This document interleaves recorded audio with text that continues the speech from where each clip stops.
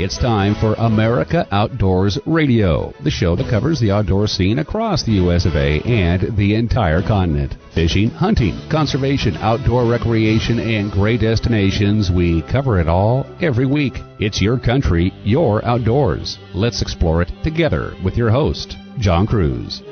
I'm glad you're here. It's the final weekend for the two biggest sportsman shows in the nation. The Great America Outdoor Show continues through this Sunday at the Pennsylvania Farm Complex at Harrisburg, Pennsylvania, expected once again to draw close to 200,000 attendees. And on the West Coast, there's the Pacific Northwest Sportsman Show. This one's taking place at the Expo Center in Portland, Oregon, also through Sunday. Hundreds of exhibitors there, and I'm one of them. I hope you will drop by our booth, chat, and sign up for a chance to win a camp stove from Camp Chef we're giving away, along with a $100 gift certificate from Max Lures. This week on America Outdoors Radio, we'll tell you about some specialty shows coming up around the nation in the days ahead, to include the Fly Fishing Show, making stops in Pennsylvania, California, and Washington State. Ben Furmisky, the CEO of this traveling show, will tell you more about this can't-miss event for fly anglers. As you may recall, last week we spoke with an impressive young lady who is a fully registered big game hunting guide and bush pilot in Alaska named Tia Shoemaker. This week, we'll talk to another woman who is very competent in the wilderness. Her name is Chris Franke. She owns her own outfitting service called Mountain Spirit Outfitters, and she'll tell you about the moose, goat, and bear hunts she offers in the western Canadian provinces of Alberta and British Columbia. As good as the hunting is in Canada, there are plenty of places in the lower 48 to bag a trophy big game animal too. And one place you can do so is the great state of Wyoming. That's where Seth and Alden Ballard with Elk Fork Outfitters offer hunting trips, in many cases on horseback, into the backcountry for elk, deer, and antelope. Oh, and don't forget to buy a wolf tag either if you go hunting with them, because that is an add-on option on many of their hunts. In addition to the hunting they also offer summer pack trips, which sound great. Think about it. You ride into the backcountry, set up camp, and then spend your days catching rainbow, cutthroat, and brook trout from streams and rivers. Or, if you prefer, they are also offering a unique summer pack trip where you can learn how to be a fabulous backcountry cook, whipping out delicious meals over a fire or in a Dutch oven, no electricity required. In addition to this, we are going to tell you about an innovative pack that you are going to love, especially if you are a hunter, an angler, or a photographer who is sick and tired of having to take that pack off, dig through it, get out what you want, use it for a second, put it back, put that pack on, and get back on the trail. This pack solves all of those problems. It's called the Paxis Pax, and we'll tell you about it towards the end of this program. But first, getting back to sportsman shows and specialty shows, let's talk fly fishing. Next up on America Outdoors Radio, if you are a fly angler, you really need to attend the Fly Fishing Show. It's a traveling show. So far this year, it's been to Colorado, Massachusetts, New Jersey, and Georgia. And the next stops are going to be in Linwood, Washington, Pleasanton, California, and Lancaster, PA. With us here to tell you more about the Fly Fishing Show is the president and CEO, Ben Furmisky. Ben, great to have you on the air.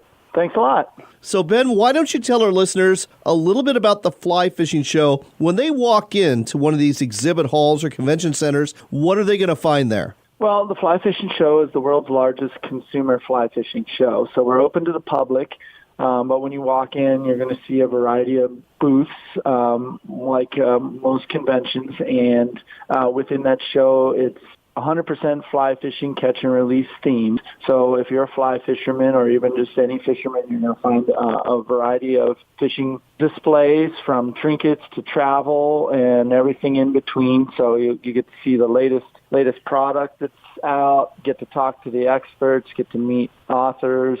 But we also have continuous fly tying demonstrations, seminars going on all day long, So you can see presentations by the experts, by destination travel experts, all sorts of things like that. So even in a full weekend, you can't really take in the whole show because every day is different, and there's always something that you might want to see where there's a conflict, so you can't really even get it all on a weekend. There's enough to see. Let's talk about the experts, because you've got some really big name ones like Gary Borger, but you have some other ones too. So is this just national experts that travel around the country, or do you have a mix at these shows of both national and regional experts depending on where you're at? That's a question for the whole show, and there's both exhibitors and experts that are both national or international level, like you mentioned, Gary Borger, but then at every show we also have exhibitors that are regional as well as pros that are maybe a local pro on the local most popular river or region. So a little bit of both. Now, I would imagine the seminars they give are huge attractions, but your other most popular attractions, are they the demos, the casting demos? Are they, the fly tying theater? Where are people going? Or are they just going to all of these places plus the exhibitors' booths? Oh, all of them. It really depends on what you're looking to get out of it. And we try to provide something for everybody from a beginner to an expert. There's always something to find. I work personally very hard to make sure that we have something for every skill level angler and of every interest. There's saltwater stuff, there's warm water stuff, there's cold water fisheries, and everything in between. So whatever your interest, there's something to see, and whatever your skill level, there's something to see. The casting is very popular, fly tying is very popular. Just attending some of the seminars, I had a friend attend our Denver show for the first time. He's been fly fishing for a number of years, and he came up and said, if you just saw 2 or 3 seminars, it's well worth your ticket price. So, you can find plenty of deals and look at new product as far as shopping and talking with the experts to learn about the product better, but the education factor is huge. I've got a question for you, Ben, and that has to do with the sport of fly fishing itself. And this question actually comes to you via our programming director at KPNW 1120 out of Eugene. We get to talk to him every week, and he was wondering if the demographic of fly anglers is aging out. In other words, is it just a bunch of older baby boomers who were inspired by the movie A River Runs Through It, or is the sport of fly fishing attracting a good set of young anglers into the sport? Well, that's a really good question. I think the perception is that it's an aging demographic, but it's actually growing, and there are a lot of younger people getting involved in it. It's a good outdoor alternative. I actually come from an extreme sports background. I was a professional big mountain skier, and I get just as much adrenaline out of fly fishing. So it still attracts, kind of the X generation and people looking to have a little more of an adrenaline fix. But you can also enjoy it more leisurely and at whatever pace you feel like doing for your life. So, I can't even ski today the way I could 5 years ago, but I can fly fish just the same. Of course, the level, of adventure you might take as you age could decrease depending on your physical fitness and other things, but you can enjoy it just the same. And that's one of the beautiful things about the sport, is it's something that you can do all day long, all your life, and you can never really master it. So there's still that challenge to perfect different parts of your game to do better or just try new things. I think you hit the nail on the head with that question, and I agree. I actually have a lot of friends and a lot of people that I follow who are definitely a generation younger than me that are all about fly fishing. So this is good news for the sport. We are running out of time, but let's run through the dates and locations for the remaining appearances for the fly fishing show. Yeah, we go to the Linwood area in Washington for February 16th and 17th. Pleasanton, California is February 22nd, 23rd, and 24th. And then we wrap up our 7-city tour in Lancaster, Pennsylvania, March 9th and 10th. All right, folks, again, that's Linwood, Washington, the 16th and 17th. Pleasanton, California, at the Alameda County Fairgrounds, February 22nd through the 24th. And in Lancaster, PA, go to the Lancaster County Convention Center, March 9th and 10th. Find out more at flyfishingshow.com. That's flyfishingshow.com. If you're into fly fishing, this is a show you won't want to miss. Ben, thanks for telling us about this today on America Outdoors Radio. Thank you.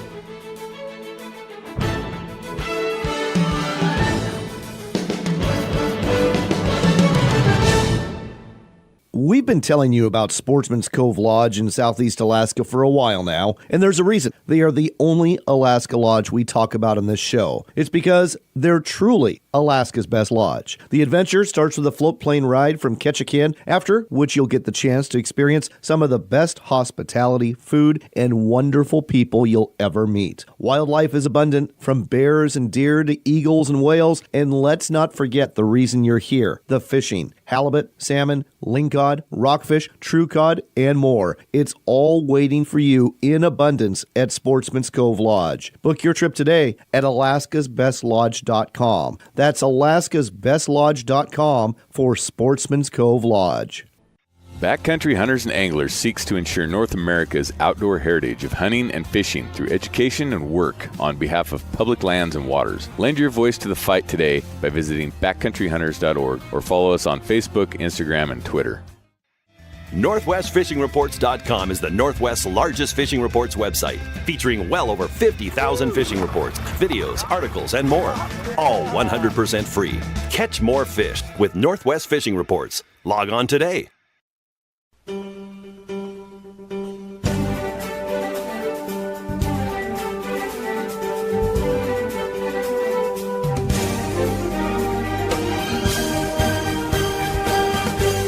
You're back with America Outdoors Radio. I'm John Kruse. Last week, we told you about a competent female, fully registered guide out of Alaska. This week, we're going to tell you about a competent female, fully registered guide out of Canada. Her name is Chris Franke. She is a guide. She's an outfitter. She operates in British Columbia and Alberta. She will take you hunting for big game, and her business is Mountain Spirit Outfitters Incorporated.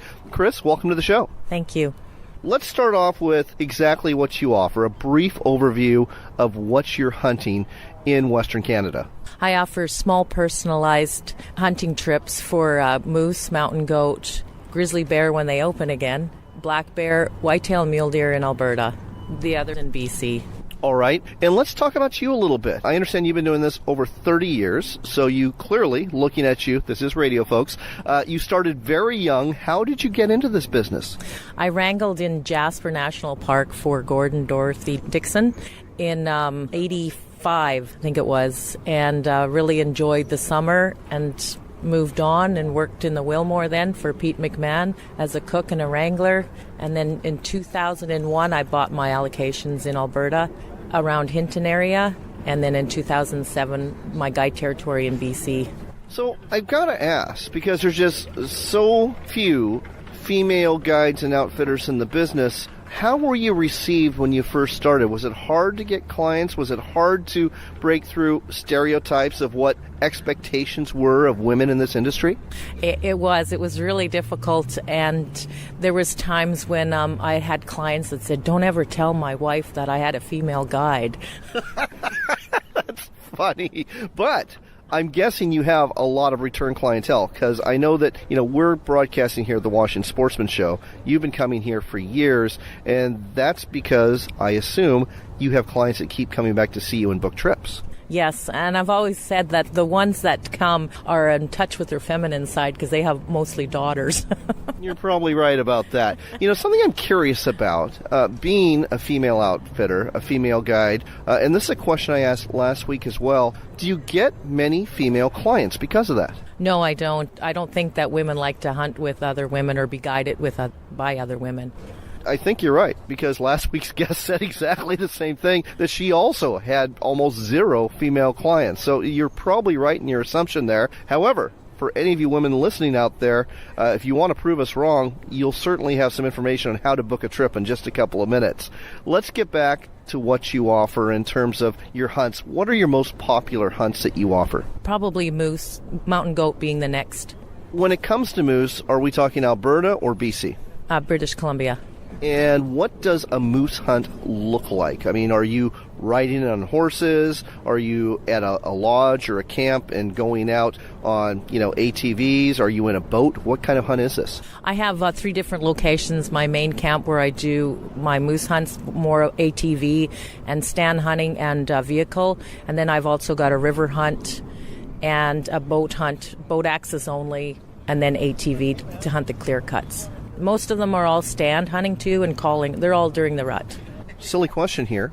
In your area, when is the rut? When is prime time to book a moose hunt?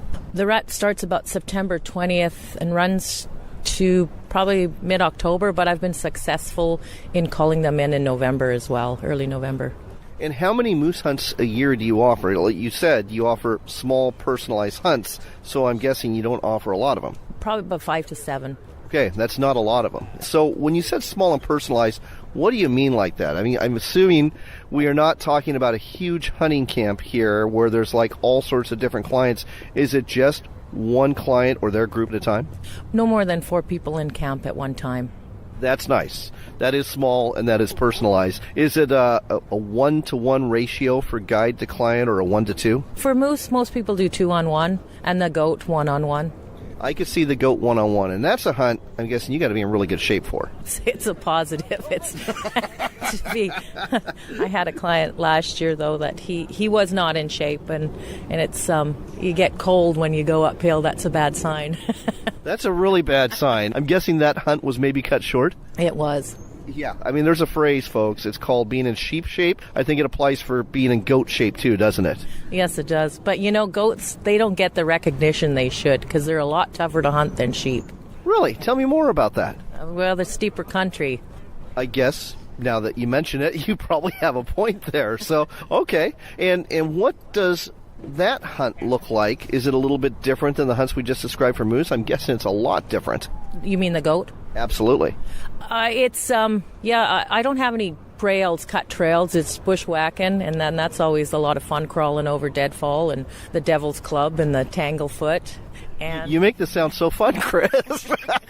So, I mean, are you in basically like a spike camp somewhere that you're taking an ATV out to, or what's base camp for a goat hunt look like? Sometimes it's the side of the mountain, but generally it's as flat a spot as you can, and set up a tent and start glassing.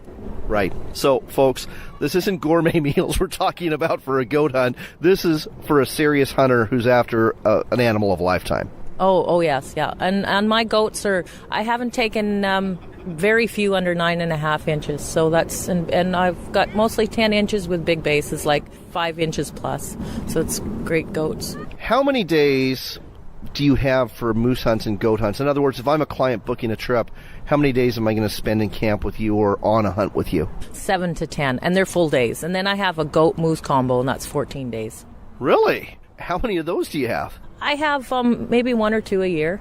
Okay. Well, folks, this sounds really impressive. And I guess we shouldn't ignore everything else. I mean, the bear and the deer. And, when I think of Canada, I always think of whitetail. I never really think of mule deer. But Alberta's got a pretty robust population, don't they? They do, yeah. My hunts are all in the bush. And whitetail are all stand hunting. Heated stands. Mule deer, it's all spot and stalk. And as for the bear hunting, is that over stands too? No, that's BC, and that's all spot and stalk. And it gets pretty exciting if you can sneak in as close as you possibly can. Yeah, I would imagine it did. We do need to touch on grizzly bear hunting because in BC, at the moment, that's not legal. And I don't think there's a whole lot of science behind that decision, is there? No, it was a complete political move. It was a campaign promise, which they then brought forward. But it's not based on science at all. That's a shame. And unfortunately, we see it in the U.S. too, where a lot of decisions are made about wildlife management that have nothing to do with sound wildlife science. So I'm sorry to hear that. I know you have a lot of clients that are sorry to hear that because there is a population that is large enough that it needs to be managed. It's a shame people can't take advantage of that opportunity. Speaking of grizzly bears and hunting as a way of managing their populations, it's necessary, and there's some really good reasons for that. Yes, the grizzly, they can eat one calf moose a day. That's a tremendous amount because moose only have 1 or 2 calves every 2 years. And then there's the wolves. So I've always... I was going to say, and let's not even get started on the wolves because we are running out of time. But if you want to book a trip, what is the website, Chris, so folks can find out more? It's mountainspiritoutfitters.com. That's mountainspiritoutfitters.com, mountainspiritoutfitters.com. Whether you want to hunt moose, whether you want a trophy mountain goat, whether you want whitetail or mule deer or elk or black bear, Mountain Spirit Outfitters is the place to check out. Chris has been doing this a long time, and I have a feeling you're going to really have a hunt to remember. Chris, thanks for sharing this with us today on America Outdoors Radio. Thank you very much, John. It was a pleasure.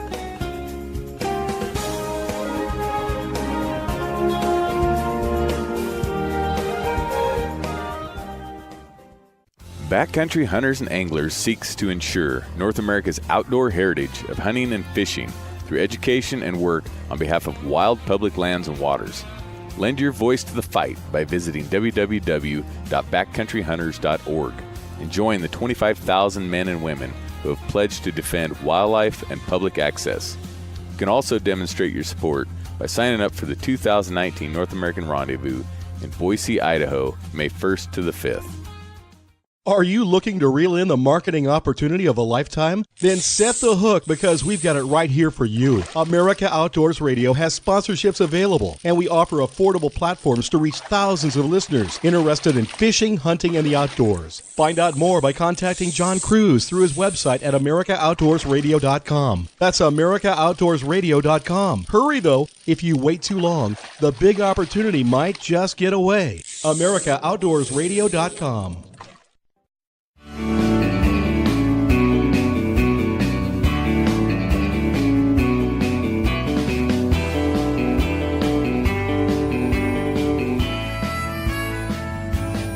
Welcome back to America Outdoors Radio. Our next guests have something really cool to offer you, especially if you enjoy horseback riding in the wilderness in the great state of Wyoming. Their names are Seth and Alden Ballard. They are the owners of Elk Fork Outfitters. They'll take you out in the fall for hunting. They'll take you out in the summer for fishing or to learn how to be a great camp cook or just to relax outside. Seth, Alden, welcome to the show. Hello. Hi there. Let's talk about the services you offer, and I think we better start off with hunting because that's what's drawing most of your customers, especially in the fall. That's correct. And we offer elk, mule deer, antelope, bighorn sheep, buffalo hunts. And I understand that you even have over-the-counter tags for wolf, too. We do, yeah. It's a non-resident is around $180. This is February, and unfortunately, it's too late to get an elk tag for this year if you're a non-resident, but there's always 2020, and it's actually not too early to book for next year, is it? No, we still have availability for 2020, and yeah, you can still put in this year for mule deer, antelope, and sheep, but you still have till like March 15th or so. And I understand that in addition to buying these tags, you can always apply for preference points later in the summer, so you got another shot at 2020. Yeah, between July and October, you can purchase a extra preference point for elk. It's like $52 and add on to your success. Well, let's go ahead and talk about the trips that you're offering. People are going to book a trip with you. They're going to come towards Cody, and obviously it depends on what you're going after, where you're going to be hunting, but we'll start off with the elk. What is your playground, so to speak?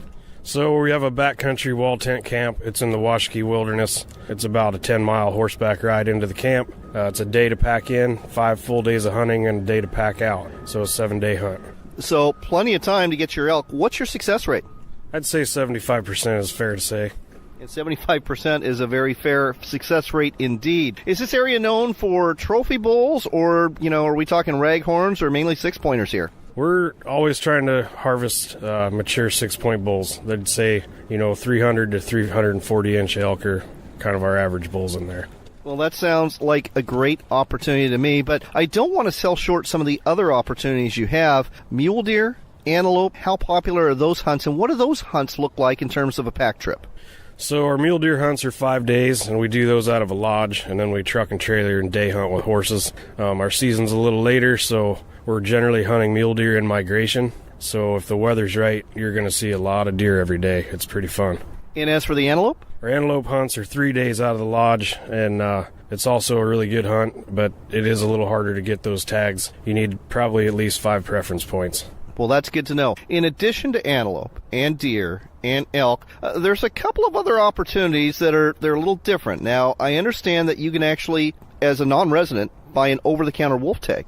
Yeah, you can now. A non-resident wolf tag is around $180, and it's over the counter, so any hunting we're doing in the field, we recommend you have that in your pocket in case the opportunity presents. I've got to ask. I've talked to some people who've gone after wolves before. I've talked to folks from Idaho Fish and Game. They are not an easy animal to hunt. Pardon the pun, but do your clients have a legitimate shot at bringing home a wolf pelt? Yeah, we see them off and on, so when we're elk hunting especially, they're in the country, and nothing guaranteed, but if we come across them, you might as well have a tag.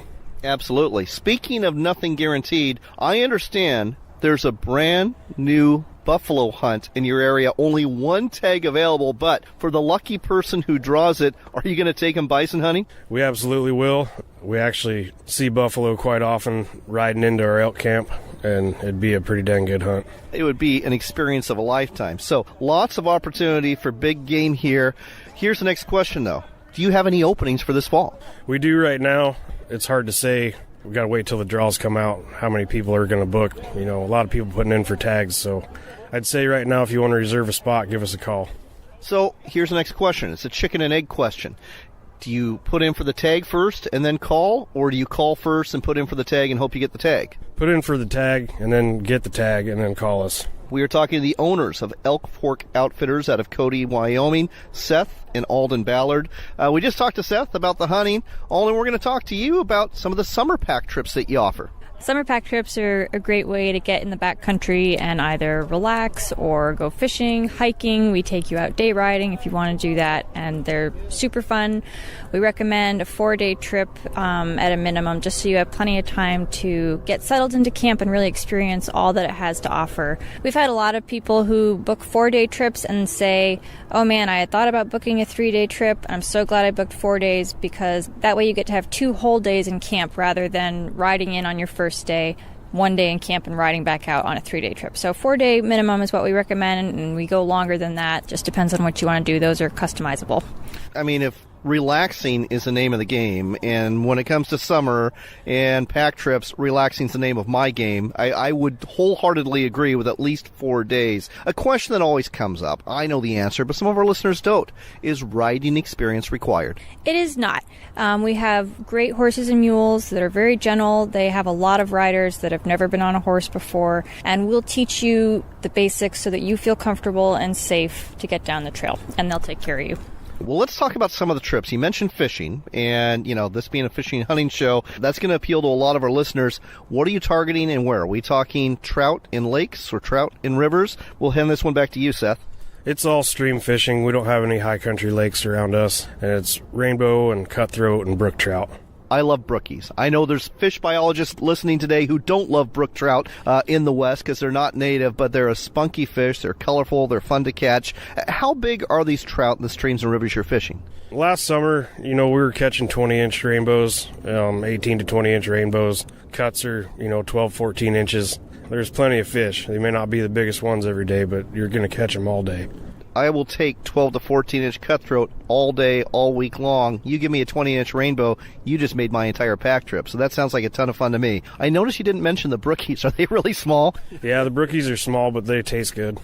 Excellent answer. Speaking of tasting good, you are offering some themed trips this summer. And Alden, one of those has to do with outdoors cooking. It does. We did this last year, too, and it was really fun. It's a 5-day pack trip. It's August 2nd through 6th. We'll take just 6 people on it. And it's a camp cooking trip. So it's a chance to come into the camp kitchen, learn how to make beautiful, delicious food with really simple equipment and utensils. We don't have any electricity up there. It's all over the fire, or, we have a propane blaster. So we do cooking in a wood-fired oven, grilling over the fire, Dutch oven cooking. We try to plan a menu that covers all different aspects, meats that you cook fast, meats that you cook slow, delicious appetizers and desserts, and, good baked goods and things like that. Well, we got a flock of geese flying over us that's honking in approval. I think they like the idea, too, as long as they're not on the menu. Another question. Obviously, this is going to be interesting for people who want to learn how to be a better camp cook. Any sort of experience required, or is this for the beginner? It's for anybody who's curious. My sister and I both have camped cook for about a dozen years now, and we get a lot of people who say, oh man, I'd love to learn how to do that, or I just think it'd be fun to watch, or, I'd like to get a job, but I don't even know where to start. So anybody who has interest, if you just want to come and hang out and kind of see how it's done, that's great. If you want to be hands-on and be in there building the fires and helping with the cooking, that's great too, but you don't have to have any experience. Sounds like the trip for me, especially the way I cook. I can learn a lot and probably get a lot out of it. But folks, whether you want to learn about camp cooking, whether you want to go fishing, whether you just want to relax for a few days in the wilderness, or whether you want to book the hunt of a lifetime, Elk Fork Outfitters has got it for you. The website to go to is elkforkoutfitters.net. That's elkforkoutfitters.net. As you heard, you're going to want to call sooner than later because they're in high demand, but they are going to offer you some trips that I think you're going to remember the rest of your life. Seth, Alden, thanks for sharing this with us today on America Outdoors Radio. Thanks for having us. Thanks a lot.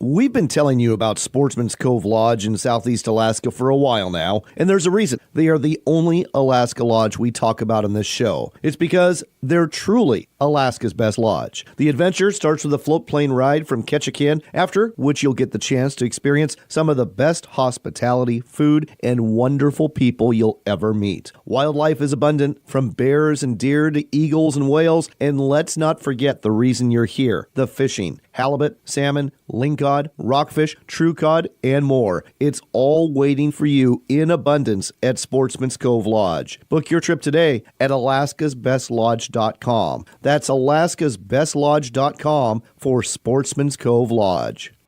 Hello, I'm Mark Hemstreet, owner of Shiloh Inns. Shiloh is proud to be celebrating over 40 years of providing you, our valued Shiloh customers, with Shiloh's sincere friendliness, efficient customer service, and clean, comfortable, attractive, non-smoking rooms and suites, all at an affordable price. Shiloh also offers many free amenities like free Wi-Fi and free continental breakfast or hot, full, delicious breakfast at most Shiloh Inns, as well as pools, spas, steam, sauna rooms, exercise fitness facilities, and business centers. And even the kids stay free. And for you dog lovers, Shiloh is very dog friendly. So ask your best friend where he or she wants to stay. Next time you're traveling for business or pleasure, we think you'll get a paws up for Shiloh Inns. For reservations, call 1-800-222-2244 or visit our website at shilohins.com. Shiloh Inns, affordable excellence. American family owned and proud of it. There's a place where the fishing is year-round, where the sun shines 300 days a year. The wineries and breweries are right downtown. The hiking and cycling offer spectacular views you just don't get in the big cities. Fortunately, the place is real and vibrant. It's the Dalles, Oregon, just 90 short minutes from Portland, along the gorgeous Columbia River, where the adventures are limited only by your imagination. Find out more at explorethedalles.com. Looking to reel in the marketing opportunity of a lifetime? Then set the hook, because we've got it right here. America Outdoors Radio has sponsorships available, and we offer an affordable platform to reach thousands of listeners interested in fishing, hunting, and the outdoors. Find out more by contacting host John Kruse through his website at americaoutdoorsradio.com. That's americaoutdoorsradio.com. But hurry, if you wait too long, this big opportunity might just get away. That's americaoutdoorsradio.com. The two biggest fishing and hunting shows in the Northwest are taking place courtesy of O'Loughlin Trade Shows. The Washington Sportsman Show is happening January 23rd through the 27th at the Fairgrounds in Puyallup, and you won't want to miss the Pacific Northwest Sportsman Show either at the Expo Center in Portland, February 6th through the 10th. There will be hundreds of exhibitors and up to 100,000 attendees, along with the seminars and demos from experts there, and you'll find incredible deals too, only at these shows. It's the Washington Sportsman Show in Puyallup, January 23rd through the 27th, and the Pacific Northwest Sportsman Show in Portland, February 6th through the 10th. They're the biggest and best shows around. We'll see you there.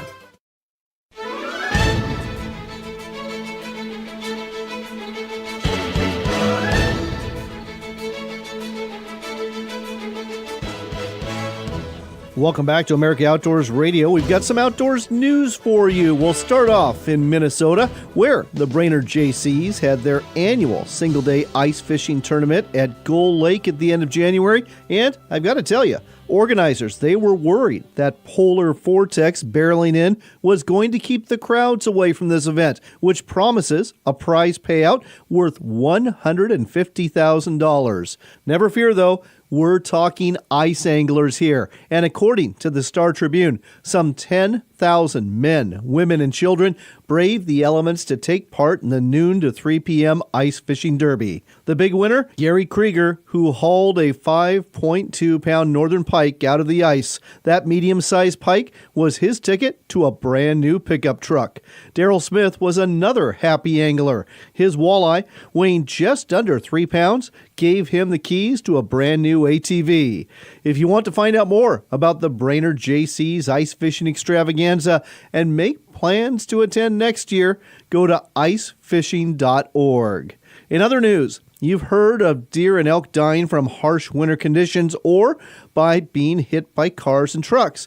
But have you ever heard of whole herds being decimated by trains?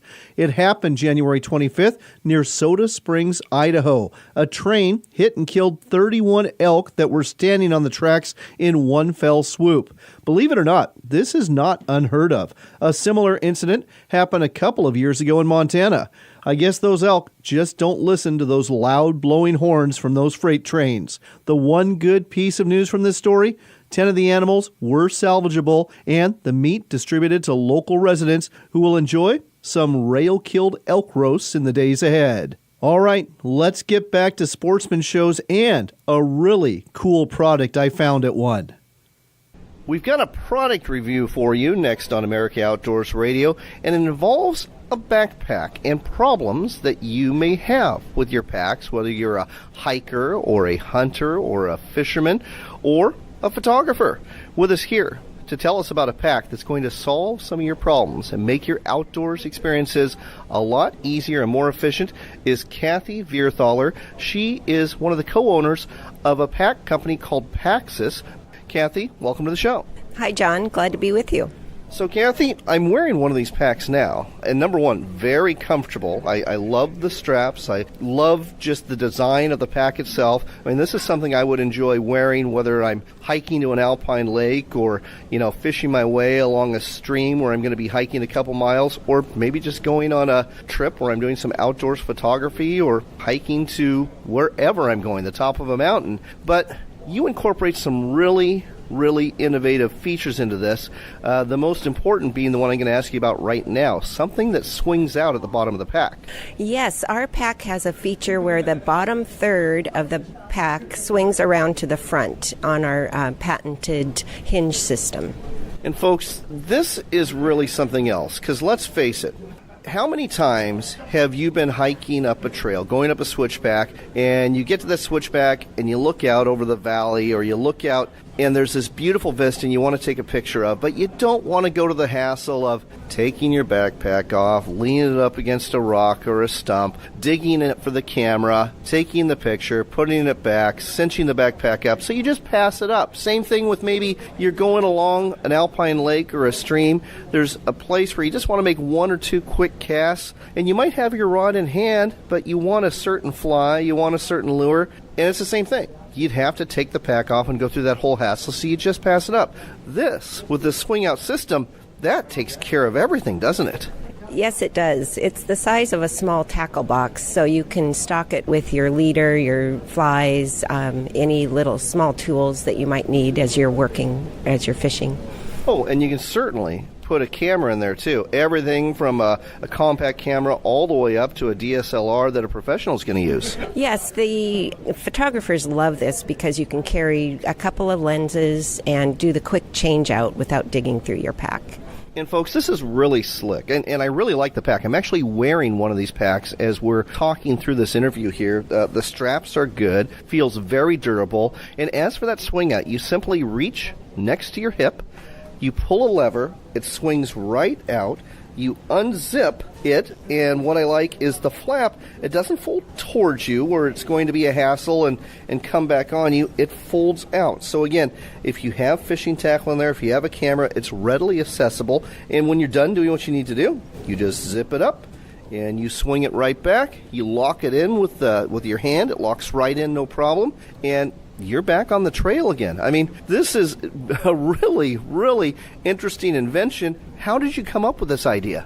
Well, my husband and I are avid day hikers, and we both had the complaint that we had to take our pack off to get to anything that we needed, our water, our gloves, sunglasses. And my husband, being a ingenious kind of guy, he went back to his shop and made our first prototype, and we kind of built on that.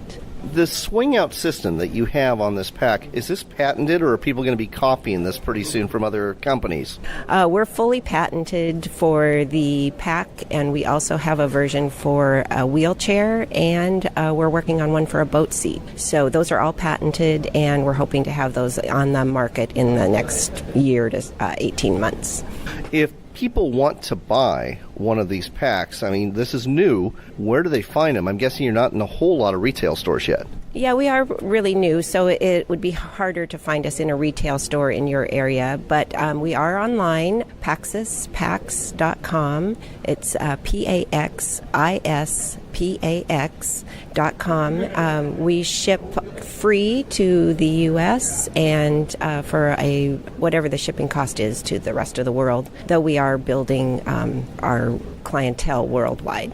All right. Another thing about these packs, if you are a fly angler, or for that matter a spin angler, they actually have a nice little pocket, for lack of a better word, that you can actually slide your rod case into, so that's very handy. Or if you're a photographer, your tripod will go right in there too. So again, this is really the perfect pack, whether you're a hiker or a photographer or an angler. I see this being useful for hunters too in a lot of different situations. Instead of, you can have your ammo, you can have a magazine, you can have your binoculars that are in that little slide out pack. I mean, this is really slick. I love the inventiveness of it. I see a lot of people are going to be using this in the future. Of that, I have no doubt. So the website one more time so folks can find out more about it and order one. Paxis Pax, PaxisPax.com. Paxis Pax, check them out, folks. They're like no other pack you've ever seen. And if you're like me, you're going to want one for the next time you hit the trail. Cathy, thanks for telling us about this today on America Outdoors Radio. Thank you, John. Like I said, there's all sorts of things you can find at sportsman shows, and continuing with specialty sportsman shows coming at you the next couple of weeks, the Sheep Show, put on by the Wild Sheep Foundation, is taking place this weekend through Sunday in Reno, Nevada, and you can buy tickets at the door for only $20 that will allow you to check out the 400 exhibitors at the convention center, and those exhibitors are all about wild sheep conservation and hunting. The Midwest's biggest and best show about muskie fishing is coming to the Milwaukee area in Wisconsin next weekend. It's the Muskie Expo. It's happening at the Washington County Fair Park next Friday the 15th through Sunday the 17th. And if you want to increase your chances of hooking into one of these hard-to-catch trophies, this is the show for you. And don't forget the Saltwater Sportsman Show. That's in Salem, Oregon, February 23rd to the 24th at the State Fairgrounds. If you fish the saltwater off the Oregon, Washington, or Northern California coast for tuna, halibut, salmon, or bottom fish, this will be the show to attend. All sorts of seminars about those kinds of fishing, staying safe on the water, canning your catch, and more. And there's all sorts of vendors there too. It's the Saltwater Sportsman Show. Find out more at saltwatersportsmanshow.com. If you find yourself online Saturday mornings from 6 to 7 a.m. Eastern Time, tune into our show at talkamericaradio.us. They carry us as part of their conservative talk lineup every weekend. And you can also hear the show on demand as a podcast anytime you want.